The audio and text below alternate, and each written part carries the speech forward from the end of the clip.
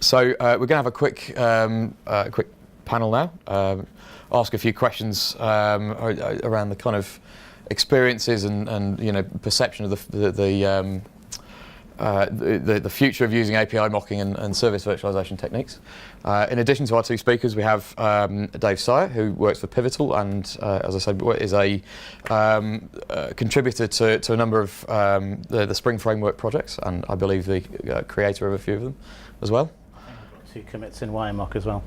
Yep, and 2 commits in WireMock. And as I also said, doing some interesting stuff with WireMock as well. So using it as part of a consumer-driven contract testing tool, which I think is an interesting use of it and pushes the envelope. And then also we have Benji Hooper, who, as I said, works for SpectoLabs and is the product lead for Hoverfly, which is a Go-based open source HTTP service virtualization tool. Okay, so with that, I'm going to start firing some questions out. I'm probably going to randomise the order just to confuse everyone. We could probably have questions from the audience as well. Yeah, we could. We could. Shall I warm us up with a couple of the canned questions? Really? I can read it out for you, Tom. You weren't supposed to give away the fact you're a plant, mate. I mean, this is just busting the fourth wall here. Okay, so first up, I wanted to ask about your experiences using sort of API mocking or service virtualization in situations where you felt the tools, sort of weren't doing enough. Where you'd hit the limit, or you were sort of pushing the tools beyond, beyond breaking point. I'm hoping that some or all of you can share an anecdote about that and kind of what you did in that situation. What was the solution?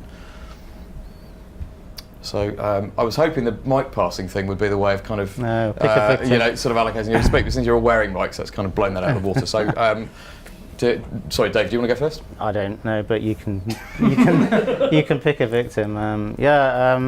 What should I say?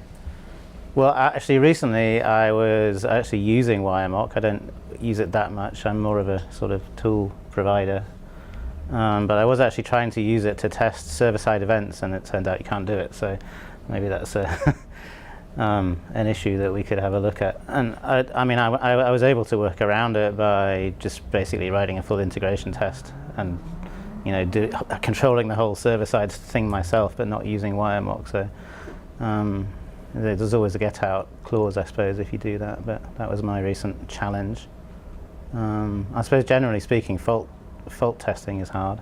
I'm sure that somebody else could probably expand on that, and WireMock's great. It has a few nice little features there, but it's actually quite hard to make the servers fall over, isn't it, in interesting ways. So, I mean, you've done the best you can with the APIs that Jetty provides, but it's not trivial.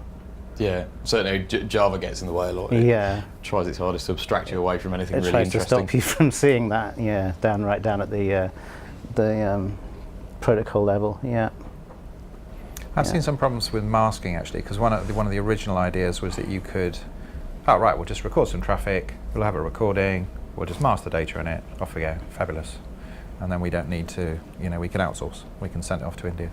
But actually masking is just so much more complicated than people think it is. You mean like anonymization? Anonymization, So in terms that's of, really very, very challenging. Protecting the innocent. I mean, we originally wrote a bunch of APIs we could insert into the traffic. In terms of, it could take the names and addresses and change them consistently, because that's the problem. It needs to be a consistent address change, and it needs to be a consistent account number change, otherwise it doesn't work. And that turned out to be, in the end, people just gave up. It was just too risky. Stuff was getting through, because there's notes in there, there's messages which are just not formatted the way they wanted, and it just became, the banks were just like, a bit risky this, so they just kind of almost shut it down. What do you even do? I tried to do that a couple of times, and I just gave up because there were like postcodes that had to correlate with the address, and there was no way that I could anonymize it, because you can't randomize something that's actually. Well, what you need is a hash key. You need to pick up an account number, and then the account number needs to pick a postcode consistently from a list. Yeah. And then as long as you have a hash key, that's you the way have it to be works. able to pick generate it consistently consistent bad across. data. Yeah. We used to use the American post offices, so we'd convert all the addresses to that because those are real addresses. But it was a real problem masking, and that actually changed the way. Then people wanted to move to more synthetic messages because that was really the only way they could, get enough coverage by creating them. So There's masking is a real a lot of domain knowledge in there just to get fake data. Yeah, absolutely. Oh, do you guys want to jump in on that? I'm super grateful. So last time I had real difficulty kind of virtualizing something was I was trying to virtualize talking to a message queue. And I couldn't do it. And instead of really pushing myself to go, you know what, I really need to test this, I may have secretly used a mock. I'm not proud of it, and I feel this is why I'm here kind of repenting for it, but I'm so grateful. You showed the traffic how. I think I need to look at it. Well, it might be a very good, in your case, right? So mocks are sometimes the best solution, right? It's like you need to think about what is the problem you're trying to solve. It's not like, mocks the wrong solution, right? It's a solution for a problem. So, yeah. I suspect there are teams where that's the only solution that's being used. Where like I was saying before, there just isn't the knowledge that there is. That, you can do your mocking outside of the system. And, since we're on that subject, so I think that on the spectrum you can take it very far to the other side as well, where you just don't test interactions with any systems. You just test the contracts, and I've seen that happen. And basically you don't integrate, you just test the contracts, and then you test the whole blob, and that's it basically, right? So it's like a spectrum of where do you virtualize, do you not virtualize, or just mock. But on your question, I was thinking what can I add to the discussion, and I think one thing from my personal experience was that for one of the companies, it was the JMS thing as well. Hence, we started doing that eventually. WireMock was like almost 4 years ago, I think. But WireMock already was somewhere there, getting there. But the problem was that it didn't do JMS, and there was the bit missing. So I guess the protocols depends which organization you talk to. It might be the agile tool, but does it provide the protocols you need? So continuous integration, all that stuff. Okay, cool. So the next question I wanted to ask was, what do you think of this are presently the sort of hardest or most time-consuming activities? If you're building a test strategy around using API mocking or service virtualization of some flavour, what are the things that are still hard about doing that? So I think the hardest thing about that is really trying to actually understand what part of the interaction with a dependency or a service are you actually testing, and what parts do you need to test. And it's all well and good kind of doing exploratory testing of the dependency. Maybe they have really good documentation, maybe not. But sometimes it can be really hard to figure out. The happy case is always the easiest to work out, but trying to work out how many bad cases and what they're like is really difficult. The stuff that Hugh mentioned about modelling is a really interesting approach to that, and really can give you an idea of to how much difference there can be in all these different types of errors depending on where in the chain the error is actually happening. I find working with that and trying to figure that stuff out can be quite time consuming. Yeah, if you really get into it, there's a thing called observability as well. So if you look at a car, it's broken. So what they do is they plug in a thing and they say, oh right, this isn't working. But it could be the probe's not working, or how many probes do you put in an engine? Do you put a probe on every decision gate? You've got to come up with a minimum number of probes to prove that you've actually gone and tested this component. So again, this comes back to designing the testability of the process, forget the API. So there's a whole series. If you want to, Paul Gerard, who's kind of a bit of a whiz at this, does modeling. I persuaded him to do a series of about 15 videos. If you want to sit and spend 15 hours of your life going through all the different types of modeling, then I would highly recommend you have a look at that. The other big problem with the wonderful world of APIs is the rollbacks. So it's just a nightmare. It's wonderful. The old mainframe is brilliant. You just had this great thing called commit, and it would roll back the entire sort of, take it all back to a nice logical point.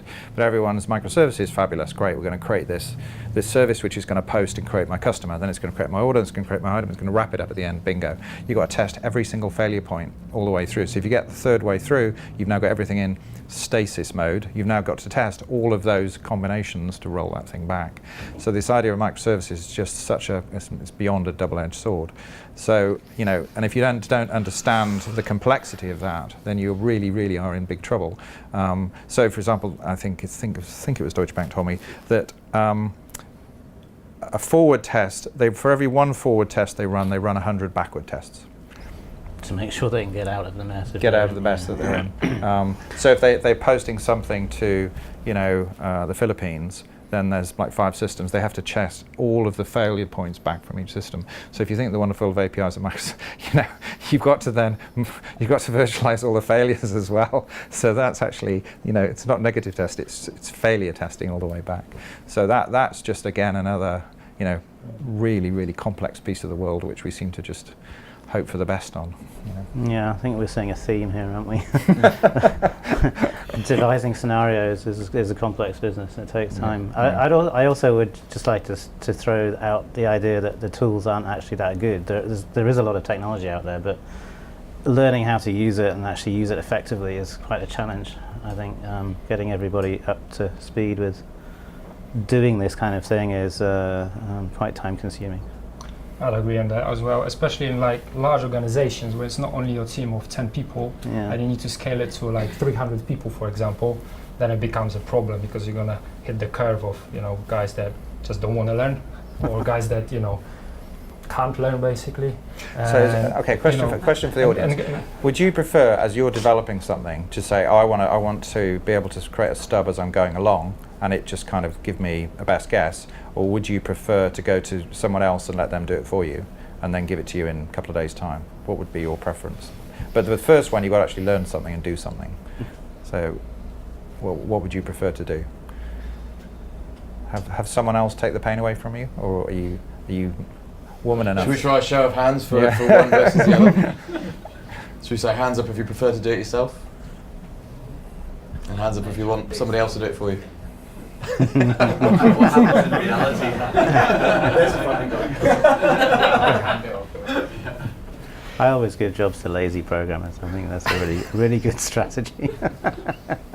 So is that the response you would have expected here, or well, I mean, this is a pretty techy audience. Most developers actually just kind of do it themselves as they're rolling along, and assuming the tools are something you can do relatively quickly, then it's to be expected. But most developers are not, here. They are sitting in large silos, and it's just easier for them to say, oh well, we got a response for this, can you go do it, and I need it to give me this response, and then it's just slows things down so much. Yeah, the problem with the developer doing it their own way is that they've baked in assumptions that can't be verified except by them, right? And it's kind of exactly, it's a moral hazard in some sense. At least that starts the conversation. It's better to have that than nothing. Yeah, right. Yeah. That's one way to do it. Yeah.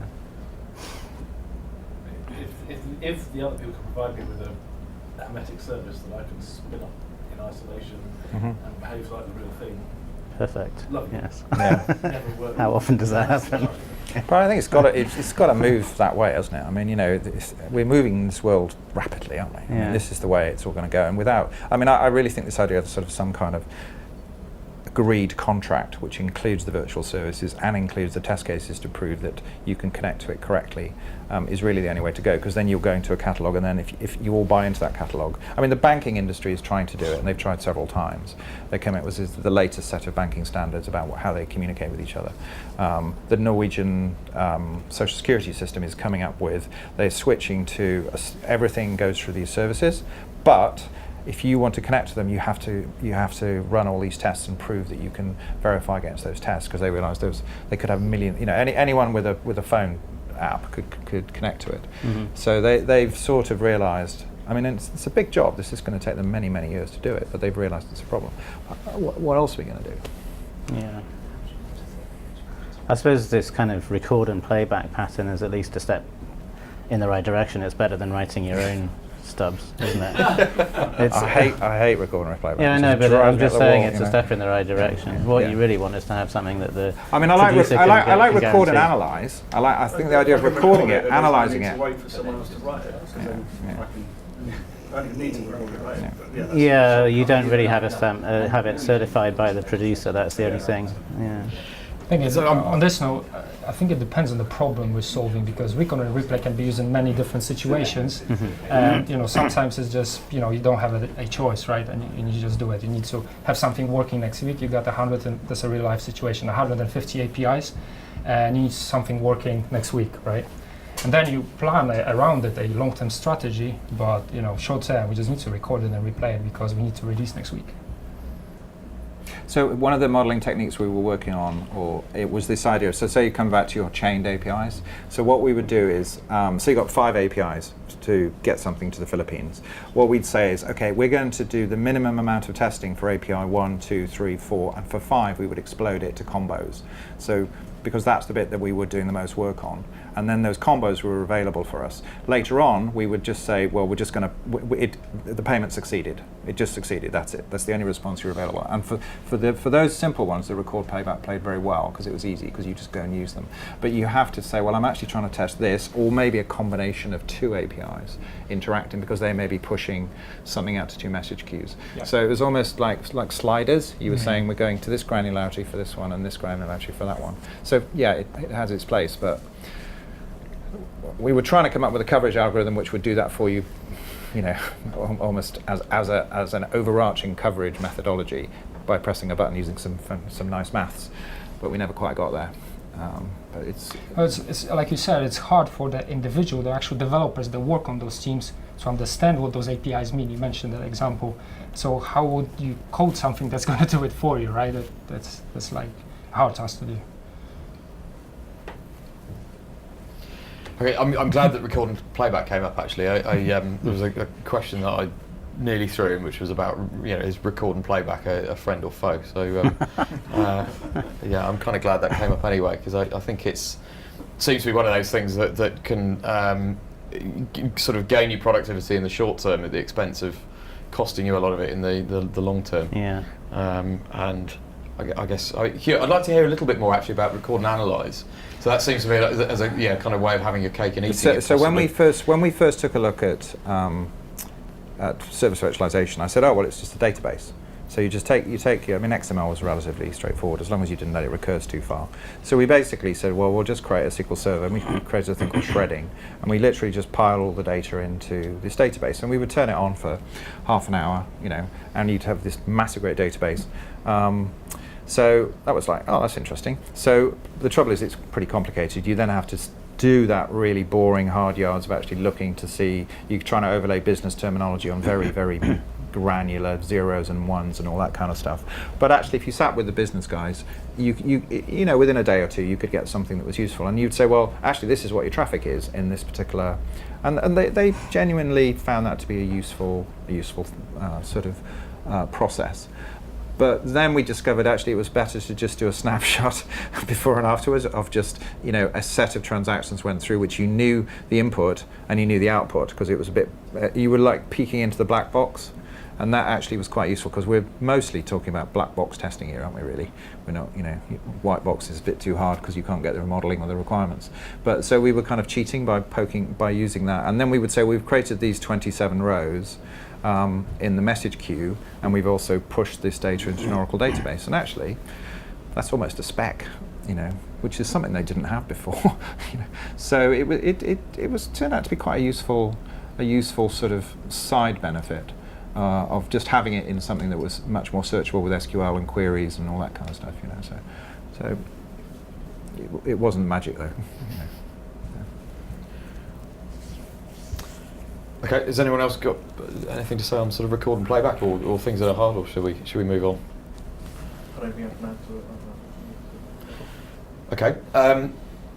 I suppose related to a load of the things we were just saying is, what do you think is preventing more people doing this? What are the big barriers to adoption of service virtualization as a way of solving all the problems we just described.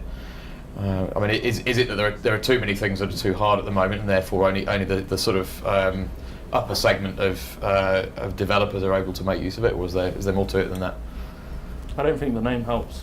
I'm sure it doesn't. Most people I speak to, when I mention it, they have no clue. But it's like after 2 minutes of talking about it, they go, "Oh, this makes total sense." And they're probably doing it already with some kind of servlet that they're using as an annotation or something or other. Everyone I speak to totally gets it and wants to do it, but the name is it's like they never look into it because it's just too much of an enterprise.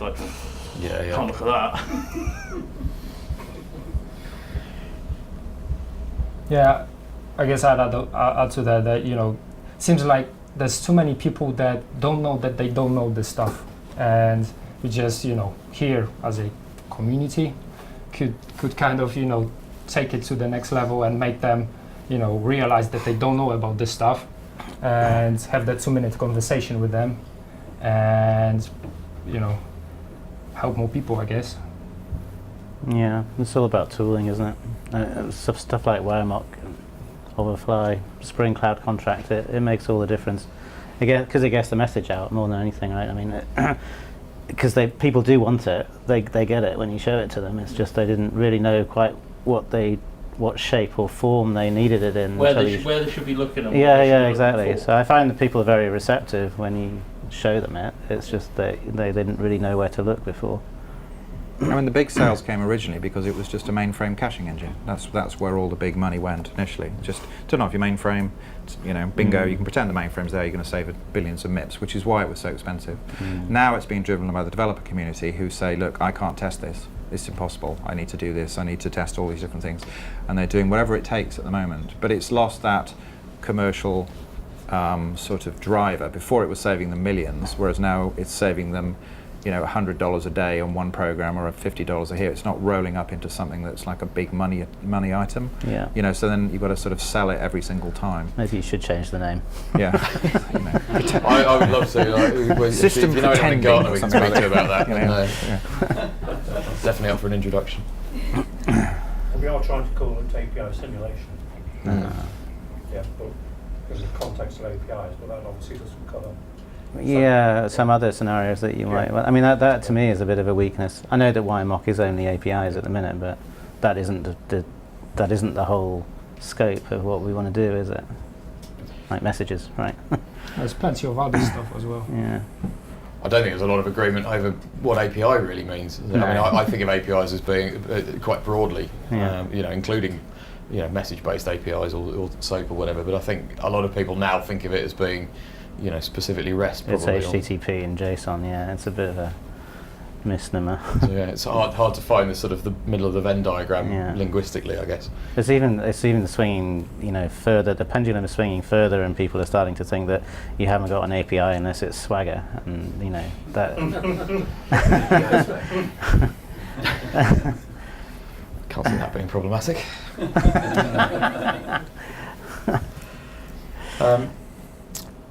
Okay, so it's a bit of future gazing now. What?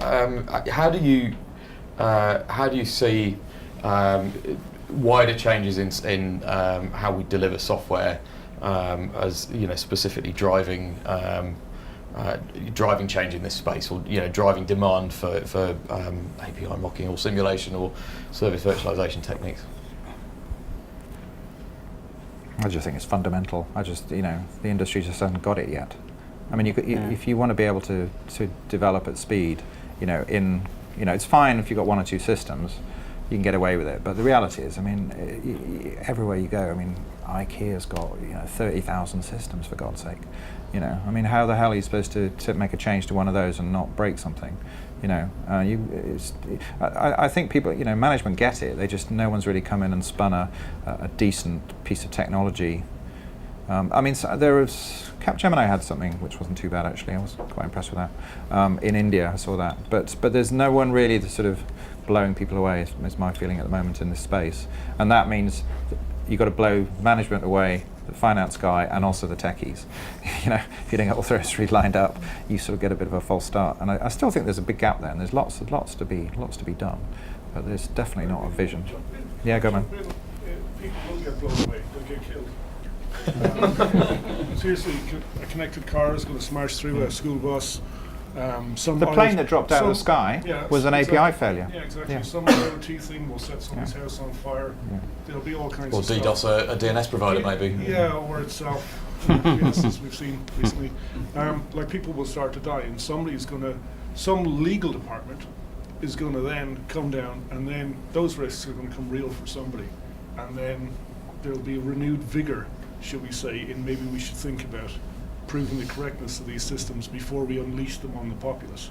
That's obviously unless Elon Musk and Skynet tussle out and see who wins. That's the slightly alternate reality, but I think it's going to happen because, like all things, there needs to be a crisis to create change, right? And the failure mode effect analysis levels of some of these systems that they're putting software in is 18, 19, 20, death, multiple deaths, you know, it's really serious, and people just think that it's totally cool to bumble along.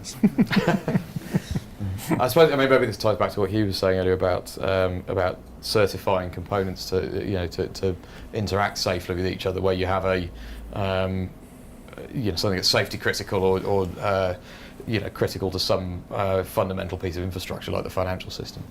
Well, financial systems, I don't really care, because there's just more money to be had somewhere else. So, but I think if you come back to specific industries, maybe the car industry. I mean, certainly there's the nuclear industry, even if you think about does everyone know about how to do a drug trial? Do they know what a systematic drug trial is? Okay, 1,000 people, good, well done. 1,000 people, 1,000 people placebo. You've got very controlled methods of doing it. It's been around for years. Everyone knows it.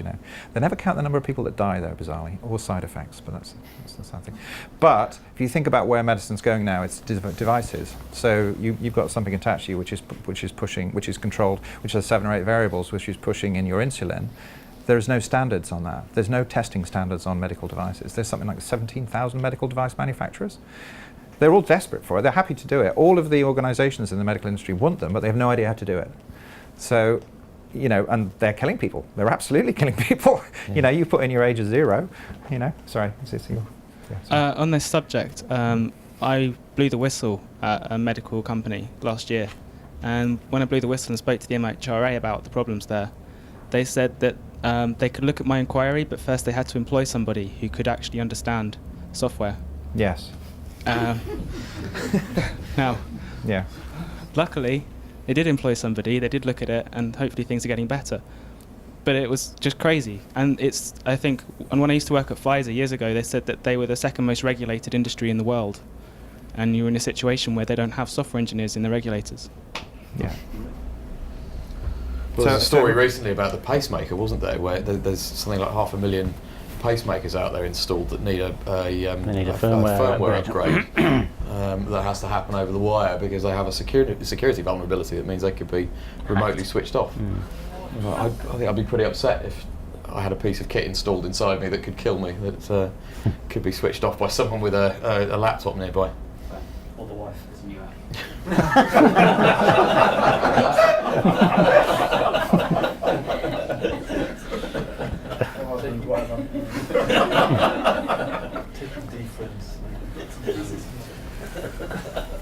So this is one from Gus, actually. I guess hopefully segueing from what we've just talked about. So what risks do you think can and cannot be mitigated using these techniques?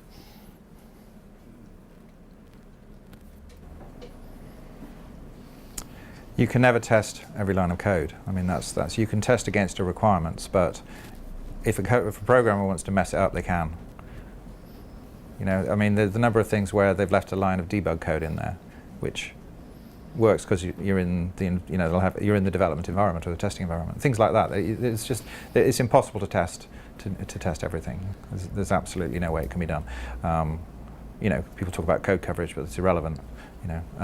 So there's those types of things, but you can certainly improve things an incredible amount. You should be able to get ourselves up from 5 to 10% to 50%, with a bit of goodwill and some good tech, Please do. Yeah, like just because obviously a lot of the stuff we talked about is like obviously we've been using simplistic examples to kind of make the point that we should understand, but in like complicated distributed systems, like when things are running in parallel, like it's going to be really difficult to kind of exercise those parts of the system. Yeah. Even with all the best modelling in the world, if you've got things firing, and again, it's still kind of assuming that you know like what responses are coming back. Mm-hmm. Oh right, already. Yeah. Okay. Well, it's halfway through, which is going to be a bit weird. We've just cured cancer, haven't we? And we missed it all. Yeah, I can't remember what I said. Yeah. Did you thank you. Yeah. So what happens in that scenario? And it's not even necessarily responses that we're talking about. If one process goes rogue and spins up a load of messages and overloads one of the queues, I mean, that's not just a straightforward kind of. Yeah, black swans and all that funky stuff. Yeah, exactly. Stampede of the herd type stuff. Yeah, I mean, everything. Well, roughly everything can be modelled. You're modelling one event coming before another, but then when you get into the order of things, it becomes the numbers just become so enormous. That's kind of more what yeah, I was exactly. going to the so I think so then you might want to just say, well, we're going to have some kind of statistical risk-based things on what's happened, the most likely types of things that have happened in the past, and we're going to put some variation in them. And that's really, I suppose, is that stability testing?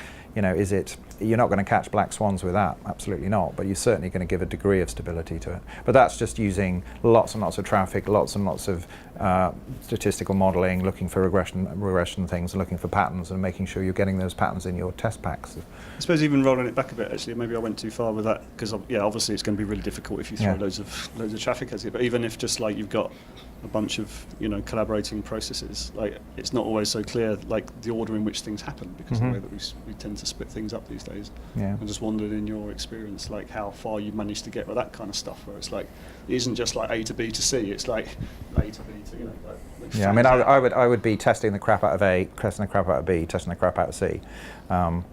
To make sure that they actually act the way that you do, and then you have a requirement of what A is supposed to do. So you would assume that the data that was put in. You're testing B, so you're assuming the data that A created is there. If that data isn't there, what does B do? So you need to test that B to stand as an isolated as an atom. It has happened within a certain time period. If it hasn't, you have to simulate that it doesn't. So you can only in those cases test the crap out of each component, and then put them all together and hope for the best. No, that's interesting and a valid response, but in a way what you then do is go back to what the developers do by isolating the component and trying to get like a bunch of scenarios where actually you're mimicking the outside world and just going like, what happens? Yeah, I mean, it's like, when if all of you are programmers, you end up with 30, 40 lines of code, you've got a bunch of API, a bunch of parameters, you make sure that you've tested it yourself pretty well, and by the time you've assembled it, that's generally the best programmers, aren't they? It's when the code grows too long and you've got flags in sub-processes and all that stuff. So you could almost put it back down to, so if you took it back down to code quality metrics, then you spend a lot of time making sure that your code engines are good. So, your SEMLs and your SonarQubes, there's that. And then the other thing is the requirements themselves. I mean, talking about the some of the the weapons industry, they have controlled natural languages with only 1,000 words in it. So you literally have to have very clearly spec definitions, and you can only operate in those if you have those 100 words. You can have a definition, that's fine, but they must contain either another definition or the other 100 words. 1,000 words. Then you've got to be much more rigorous about the requirements, because requirements are where most of the bugs come from anyway. People don't know what they want. I think I want to add one more thing. So, again, about the requirements, and from a developer's point of view, like on the ground. So, if you look at the requirements coming in, and you need to, the software is something that's going to produce the business value somewhere further down the line, and either you have these three components and you test them with virtual services around them, or maybe what you said, you just refactor it a bit, and you just have this one component that's very complicated and you test it in 100 ways, but it's easy to test actually because it's just one microservice. But I guess what I'm trying to say is it's worth keeping in mind this API mocking service virtualization thing is just a tool in the toolbox of the developers and testers tool, that refactoring is one of them and architectural refactoring is one of them to solve the problem, which is implement the requirements. Aren't we just left with testing in production with microservice architectures, basically? Yeah. Where we roll out a change, and try, through statistical analysis, detect anomalies before they actually happen, but because of the architectures we're choosing, we're basically forced to test in product. That's a completely valid strategy for a lot of systems, maybe not everything you do, but a lot of systems. And I mean, adding to that, this is way off topic, right? This is not a server virtualization anymore, but I think the idea is that, Michael Nygaard and people like that have been developing around anti-fragility are really interesting there, because it's sort of old-fashioned to expect that complex systems will revert to the mean, if you like, when you poke them. It's actually much safer to assume that they're going to develop in ways that you didn't predict, and if things will fail, and it's probably better to build that into your test strategy. Yeah. I think one more note is that it depends on the impact of the problem, right? If you've got a system and your Facebook, your post doesn't get shown to all of your friends, just half of them, it's not a big deal if they see it tomorrow, right? But if there's a medical information being transferred somewhere, and that's a different type of problem we're solving, and that's back to the requirements, right? They're like the functional requirements. It needs to work. A and B need to happen, but then you have the non-functional requirement, which is what's the impact of this going wrong actually, and how much effort do we need to put into making sure that it's actually unlikely, or we don't care about it in this particular case. But there's also a kind of usual cost function as well, isn't there, for discovering bugs? I mean, I always thought the thing about the Netflix approach for deliberately making a mess in production and seeing what happens, but in some ways is a very expensive way, in terms of your lead time from creating a bug to discovering it, relative to actually pulling it into something akin to a unit test. That I suspect they probably find things that way, sort of days after they created it, that could have actually been discovered, minutes or seconds afterwards if they'd done more testing up front. Well, but that still goes back to what's the problem, right? If it is an issue, right? You do something about it, I guess, right? If it's not I think a lot of chaos engineering is really just about rehearsal. What do you do when it goes really wrong? Yeah. That's just making sure that you have the systems and processes in place to recover from actual failures. That's what I would use it for, at least anyway. Just give me some confidence that I can unbreak. Yeah.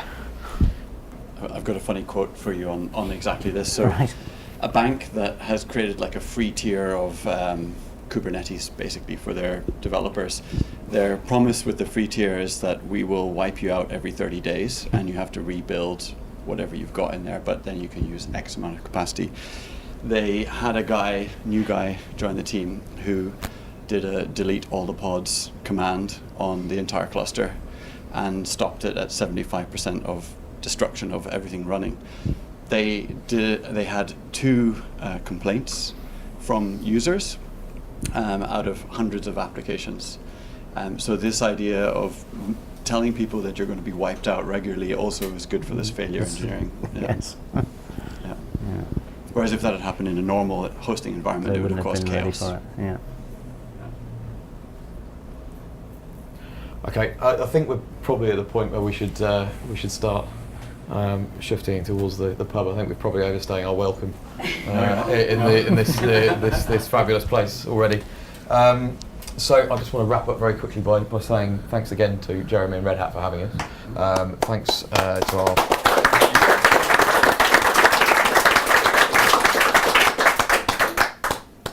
so thanks to our speakers and panelists as well for coming and sharing your ideas. And